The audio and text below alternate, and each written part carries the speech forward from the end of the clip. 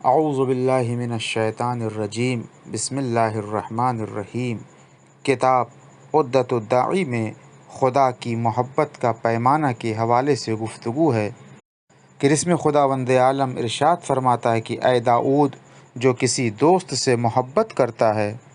تو اس کی بات بھی مانتا ہے، اور جو کسی دوست سے راضی ہوتا ہے وہ اس کے کام سے بھی خوش ہوتا ہے، اور جو کسی دوست پر بھروسہ کرتا ہے تو اس کا اعتبار بھی کرتا ہے، اور جو کسی دوست سے ملنا چاہتا ہے تو اس کی طرف تیز قدموں سے بھی آگے بڑھتا ہے۔ کتاب جامع السعادات میں قیامت کے حساب کے حوالے سے پروردگار عالم نے ارشاد فرمایا کہ پیغمبر اسلام نے دعا کی کہ خدایا، میری امت کا حساب قیامت کے دن فرشتوں اور پیغمبروں کے سامنے نہ کرنا، تاکہ ان کا عیب ظاہر نہ ہونے پائے۔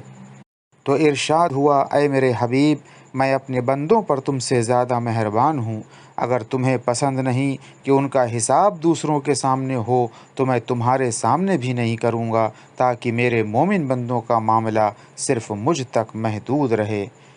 حدیث قدسی میں فرعون کی تباہی کے حوالے سے کتاب عیون اخبار الرضا میں ذکر ہوا۔ حضرت امام رضا علیہ السلام سے سوال ہوا کہ فرعون کو ایمان کا اظہار کرنے کے بعد کیوں ڈبو دیا گیا؟ فرمایا کہ اس نے موسیٰ سے فریاد کی تو ارشاد الہی ہوا،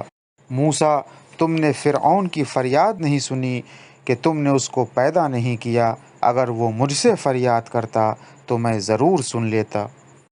کتاب اعمالی صدوق میں اللہ کے خلیل کی موت کے بارے میں جو گفتگو ہوئی ہے کہ ملک الموت جناب ابراہیم کے پاس آئے تو خلیل اللہ نے کہا کہ کیا دوست اپنے دوست کو بھی موت دیتا ہے؟ ارشاد ربانی ہوا،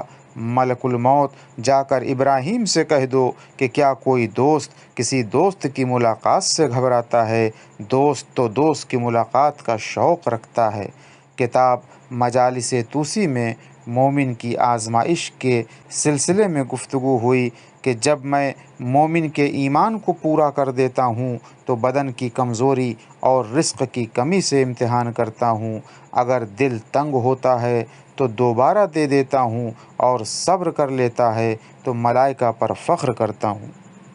کتاب اصول کافی میں حدیث قدسی ذکر ہوئی کہ اس میں مومن اور کافر کی موت کا ذکر کرتے ہوئے اس حدیث قدسی میں پروردگار عالم ارشاد فرماتا ہے کہ میری عزت و جلال کی قسم، میں جب کسی بندے پر رحم کرنا چاہتا ہوں تو اس کے گناہوں کا حساب اسی دنیا میں کر دیتا ہوں، کبھی بیماری کے ذریعے اور کبھی دہشت کے ذریعے، اور اگر کچھ باقی رہ جاتا ہے تو موت میں سختی کر دیتا ہوں۔